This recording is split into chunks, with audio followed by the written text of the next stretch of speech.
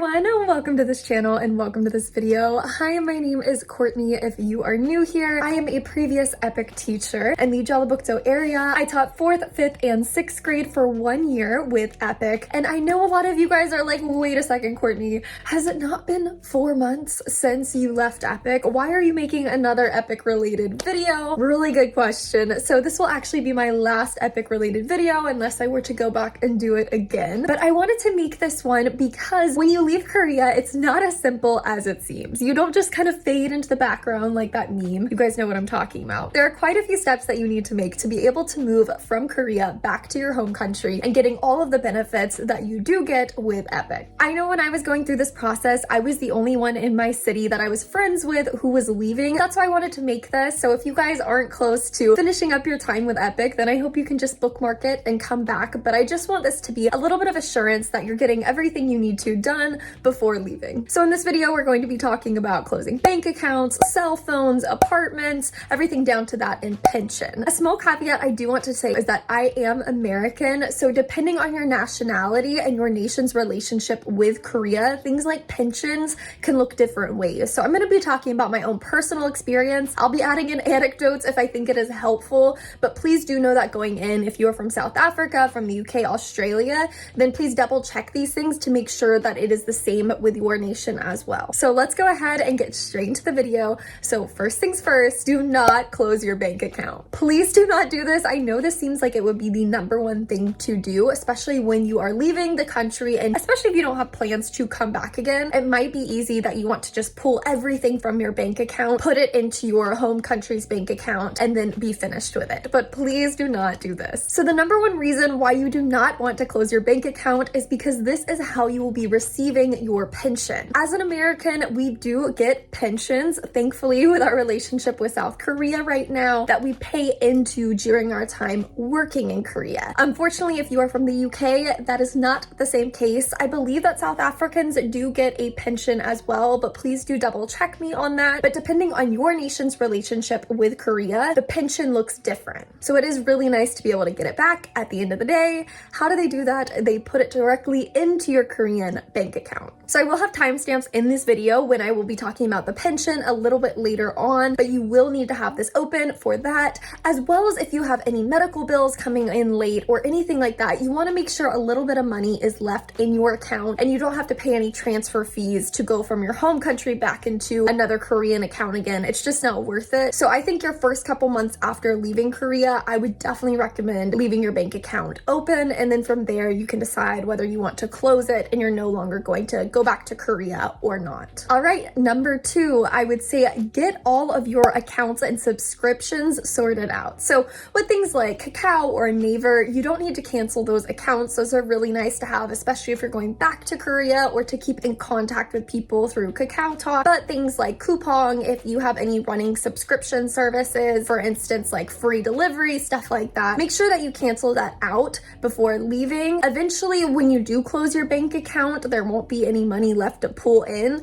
but there could be penalties from those different places if you go to sign up in the future and end up finding yourself back in Korea. You want to make sure that everything is paid out and sorted as it should be. #3 is getting your apartment sorted. I know when I left in August, my bill had not come in for my end of July into August bill. So I ended up having it where my landlady was really kind. She contacted me, and because of that relationship, I was able to direct deposit to her account with the outstanding fee that would be there at the end of the month. So she was really on top of it, and she allowed me to pay it before leaving, so I didn't have to worry about that after leaving. But please know, everybody's apartment owners are going to be very different. So if they don't approach you before leaving, you are going to have an outstanding payment that you need to make sure in some way you're going to pay. So it might be worth having the conversation with either your co-teacher who can contact the person who owns the department or apartment and get that sorted out, or whatever you need to do to make sure that that is paid before leaving, if at all possible. Maybe if you have a friend, you could have them take a picture, send it to you, you can pay it on your account. However you want to sort it out, just make sure that you can get it completed and obviously paid for with your last month. All right, #4 is your phone contract. So I know a lot of foreigners, when we show up in Korea, we don't always realize how important it is to have a Korean phone number. I think my SIM card was maybe 60 days long or something like that. So I I didn't end up starting my phone contract until the end of September or October, and because of that, it was a 12-month phone contract. When I went to leave, I did have to pay, I believe, about 2 months worth on my KT contract to close it, which, you know, is unfortunate. That's another reason to leave that bank account open, to make sure that you can pay those outstanding payments. So just make sure that you close your phone contract though when it is completed appropriately. If you have to close it early, you might have to pay a penalty. So I would just look into that. And again, if you need help, it's worth doing it while you're still in Korea, and maybe have co-teachers who can help you out and communicate in Korean. And number 5, pension. So as I mentioned, in most countries, we pay into a pension. It's what you're going to get back after you are finished working, your retirement age, all of that stuff. And thankfully, as an American in Korea, we do pay into the pension system as we're working, but when we leave the country and we give up our ARC card, then we are able to get it back. So you can approach this 2 different ways. Number 1 is if you do go back to your home country before getting your pension sorted, you can still get it, but you do have to turn in documents and they have to be notarized.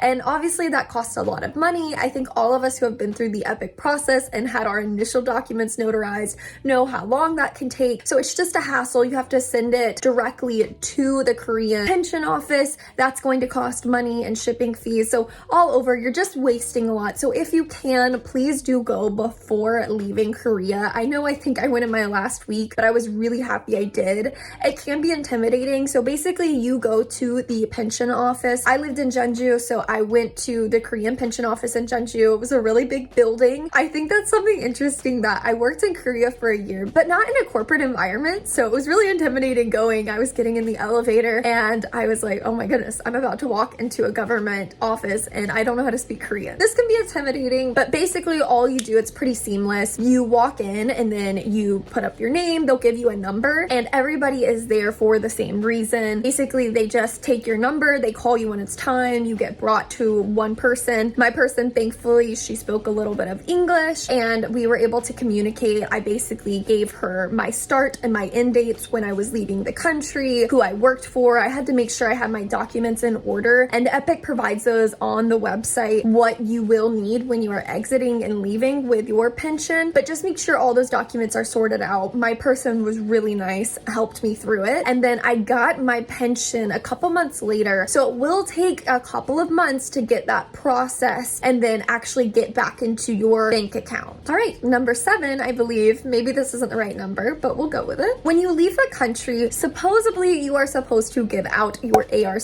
to the immigration person. And for me, that didn't end up happening. I think it's because when I left Korea, I went to Greece for a little bit of a vacation and went from Greece over to America. So I believe maybe they thought I was just going on a vacation and was going to eventually come back. So my ARC was not taken, but I believe when you say that you are leaving the country, they will take it from you because it's only supposed to be a year long. So because of that, please do take a picture. Oh, I just realized, is that like a millennial thing? I'm not even a millennial. I digress. Please do take a picture of your ARC for your own personal records. Make sure that you have that number, because anything you've signed up for in Korea will have that ARC number on there. It will expire after you leave the country, but it is important to have just for documentation in case they do take it at the airport. And the last thing I'll mention is that when I left, like I said, I went to Greece just for a couple of days, kind of like a long layover. But what I will say is that EPIK contacted me within a week of leaving